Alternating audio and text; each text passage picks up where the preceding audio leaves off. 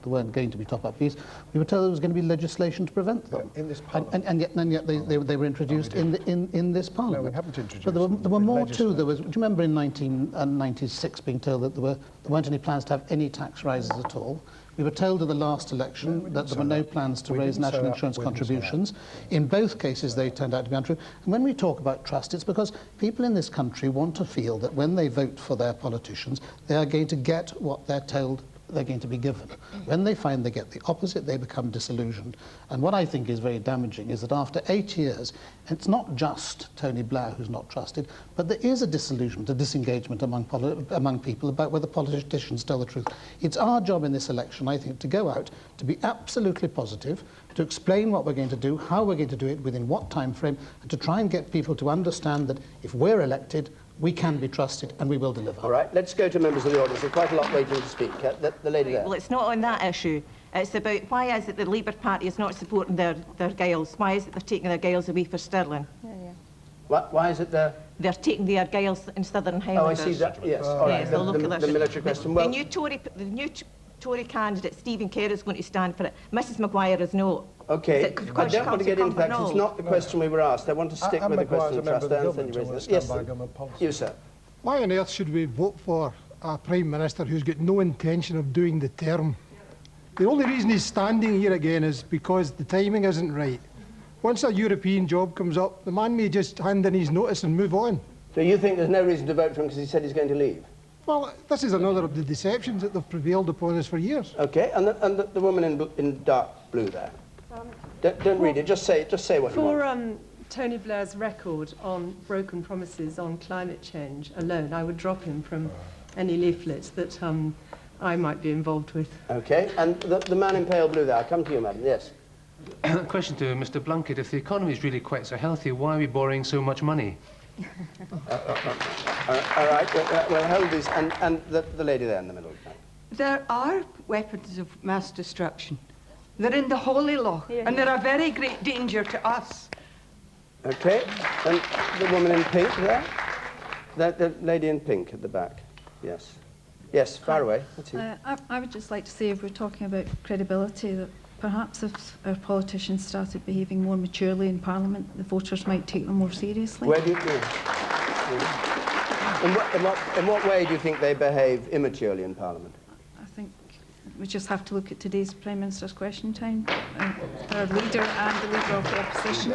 Okay, and the gentleman here on the left. In the black T-shirt, yes. I find it rather hypocritical for Michael Ancram to sit there and question the trustworthiness of other politicians and to spout on about how politicians need to go out and find the trust of the people again, given that his party's own economic spending plans have been exposed as a sham before the general election even kicked off. Okay. So let's just go back to this question. What the question was about whether the Prime Minister's become a liability. Would you like to pick up the point about him saying he's going to quit during this Parliament? So why should they want to vote for him? To begin, they don't know who they're voting for. Just a minute. We're electing a government. We're electing a team. We're electing a range of people who will deliver. We're not electing a president of the United Kingdom in or out of Europe. And we seriously are putting forward a manifesto, a view of the future, if you like, an offer of reform and modernisation, Britain in the world, here in the community, whether it's in Scotland, England, Wales or Northern Ireland. We're talking about putting together a government. There's not a Prime Minister in history that's been able to say, I will continue, I will continue, I will continue. I mean, to begin with, you'd all be up in arms, because obviously all the panel, except me, think that Tony's such a liability that you've got to savage him in the hope that we get someone else instead. Well, good luck. I mean, the nation on May the 6th will wake up, and they'll either wake up to Tony Blair being Prime Minister under a Labour government, or they'll wake up to Michael Howard. And I'd like people, when they go into the polling booth, to just close their eyes for a moment and think what the nightmare would be if they got it wrong. You, sir. Yes. Yes. After David Blunkett's comments earlier on about him being responsible, it's clear that collective responsibility in the Cabinet no longer exists. We took a view on my recommendation, knowing that we had a 2-year spending freeze, to actually undertake the raising of cash to unfreeze student numbers and to invest vastly in the education, in the higher education system south of the border. That was a decision we took, and we stand by it, and we had to stand by it in 2001 when I went around the country as Education Secretary. And you talk about government. Do you want to be back in that government? I'm not debating that tonight. I'm going to win the election. Just asking about I've only come all this way from campaigning in Shropshire to get a Labour government, not to get me back in it. Right. You, sir.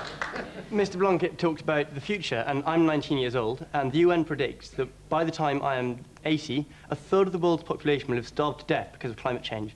Carbon dioxide from England are rising. What is Mr. Blair going to do about that? Well, Jim Wallace, perhaps you'd take that on. Well, I think there's a number. I'm not saying what Mr. Blair's going to do. That's what I would like to do about it. We should be tackling things like perhaps putting a higher vehicle excise duty on fuel-inefficient cars, lower excise duty on fuel-efficient cars. We should, as we are committed to in Scotland, having 40% of our electricity generated from renewable sources by the year 2020. That will make a considerable difference, reducing our dependence on fossil fuels. We should, as we are doing in Scotland, building railways. There are new railways. We've secured money funding for the railway to the borders, Larkhall, Milngavie, Airdrie, Bathgate, and very shortly coming up, Alloa, Stirling in this area. Building a railway programme when, in fact, I think they're actually closing railways south of the border. So there's a number of things that can be done, and which in Scotland we're actually doing. Jack McConnell's doing pretty well then, isn't he? He's doing, in partnership? Yeah, the Labour Party are leading Scotland pretty well. All right, Nicola Sturgeon,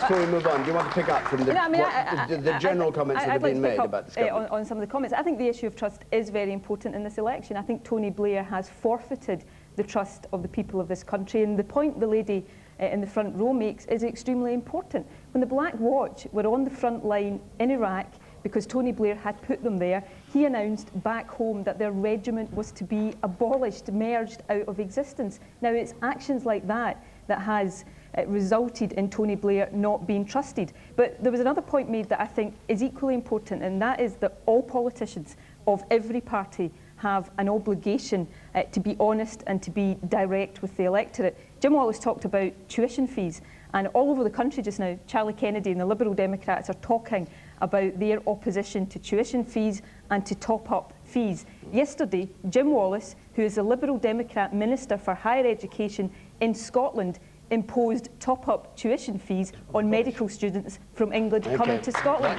Now, you can't say one thing and do another. Consistency, directness, honesty on the part of politicians is how to build trust, and I think Jim Wallace should start practicing. True or false that English students are going to be charged more? That is absolute rubbish. What we are saying is we are consulting on whether there should be a higher fee for medical students in order to ensure that there are still...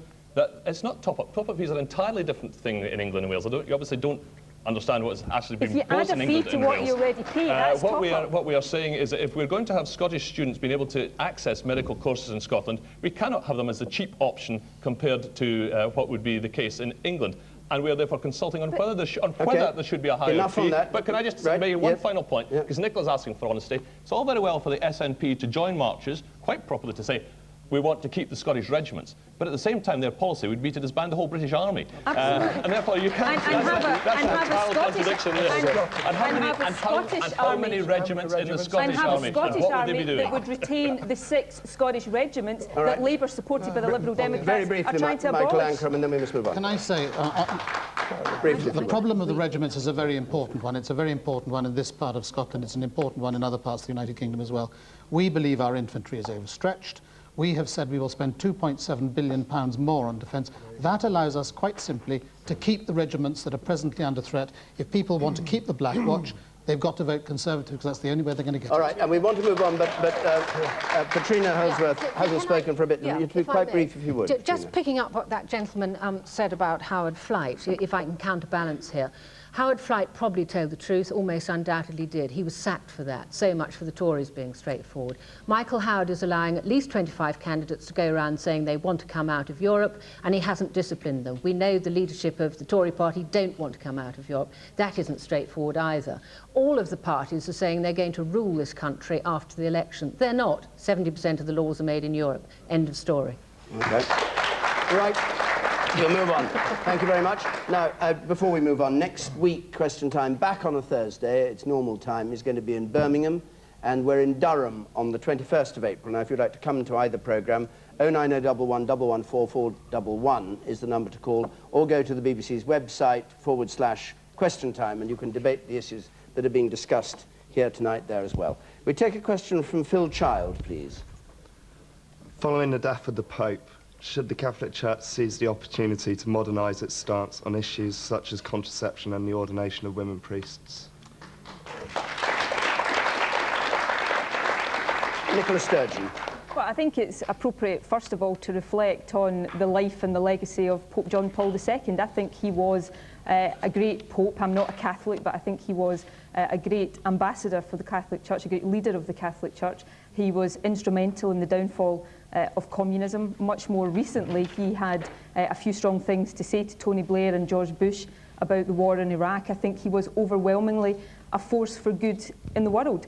Clearly, there are some things that I personally profoundly disagreed with him on, and his attitude to contraception and the ordination of women priests are two of those things. And if it is appropriate for someone who's not a Catholic to make comment about the future of the Catholic Church, then I would certainly hope that Pope John Paul's successor would change views on both of those issues. Okay. I think there are issues we should change here at home. I mean, for example, in the week we will have a papal funeral and a royal wedding. It is outrageous that on our own statute book we have a law that says the heir to the throne can't marry a Catholic, and that men have to take precedence over women in terms of succession. So I think we should modernise our own laws before starting to lecture anyone else.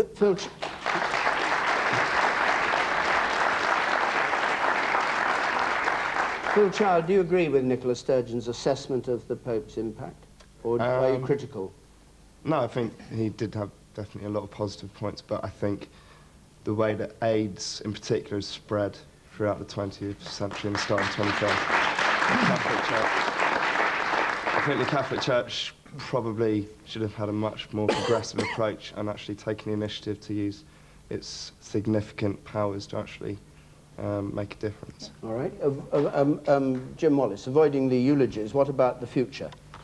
Yes, I think it's always pretty difficult for someone who's not a member of the Roman Catholic Church, indeed an elder in the Church of Scotland, to actually say what the Roman Catholic Church should do. So I mean, I would enter that note of caution.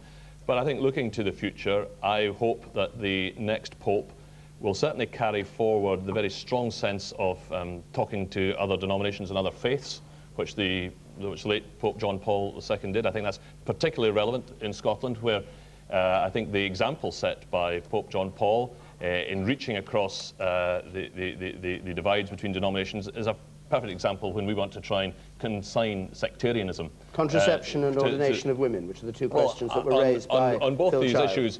On both these issues, I would have disagreed with the Pope. But again, I don't think it's me to tell the Roman Catholic Church whether it should ordain women or not. I certainly believe that contraception is something which should not be forbidden. Indeed, I suspect in practice many Catholics who otherwise would follow many of the teachings of the Roman Catholic Church probably do not follow that teaching with regard to contraception. But I think picking up perhaps the gentleman's point, talking about AIDS and related to AIDS, the whole question of Africa and poverty, I very much hope that the next Pope will be one, I'm not saying he's necessarily come from one of the developing nations, but one who will very much have the agenda of Africa, of South America, of Asia, where there is profound poverty and diseases such as AIDS. That will be very much the agenda which the incoming Pope will tackle. Okay. You, sir. Yes. Just on the question of poverty, I'm just talking about child poverty that's more here in Scotland and in Britain at the moment. The Labour government said that they would... Hang on. We're talking about the Pope. Right. So that's kind of... Not the Labour government this time. Okay, the woman in pink, I'll come back to you if you want to rephrase it vis-à-vis the Pope. Yes, lady there. Say perhaps our politicians should follow his example. He reached out in peace across the world, and he held true to his convictions, whether we agree with them or not. Okay. The man in the pink shirt down here. Yes. I'm just curious, when talking about the Pope, that we mentioned about women being ordained as priests, as to what religious background you've got towards that, Nicola. You say that women should be, but and what biblical terms should they be? I don't know where you're basing your statement on. Sorry, I mean, I prefaced my comment by saying that it wasn't for me to lecture the Catholic Church. I think these matters are for the Catholic Church. I think the point about the spread of AIDS and HIV is a very important one in terms of contraception. I come from at the ordination of women priests from a very straightforward principle. I don't think there should be discrimination in any walk of life against women. I think women and men should be treated equally. Right. Michael Ancram.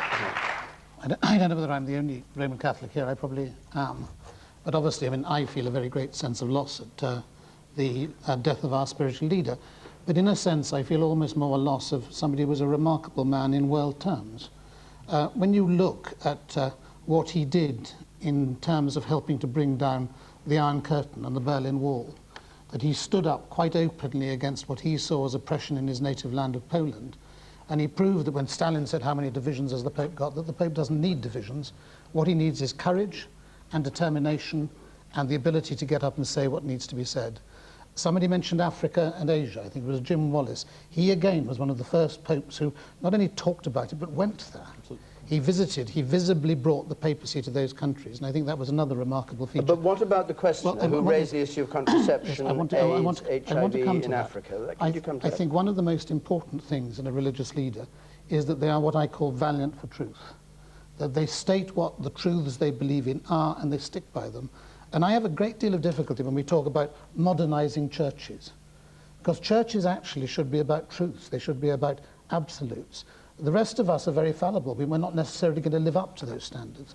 But I want in a church leader a man who is going to tell us what the truth is as he sees it and stick by it. And I think that was the third most remarkable thing that this Pope did. Yes, sir. Yes, sir. The man with the beard there. Nicola Sturgeon said that politicians lacked consistency, or they need to have it, and the Pope certainly had that. And as an example to all, we're going into a weekend now where the Church of England will not remarry to Prince Charles and Camilla, yet will bless their wedding. How inconsistent is that? Okay. And the woman at the front here. Just a comment to Michael Ancram. How can you justify what you've just said in respect to AIDS being a biggest threat to world security, short of the weapons of mass destruction? What the Pope said, and he said very clearly, was that he believed that contraception was wrong in moral terms. He said he understood that AIDS was a problem. He never ever denied that.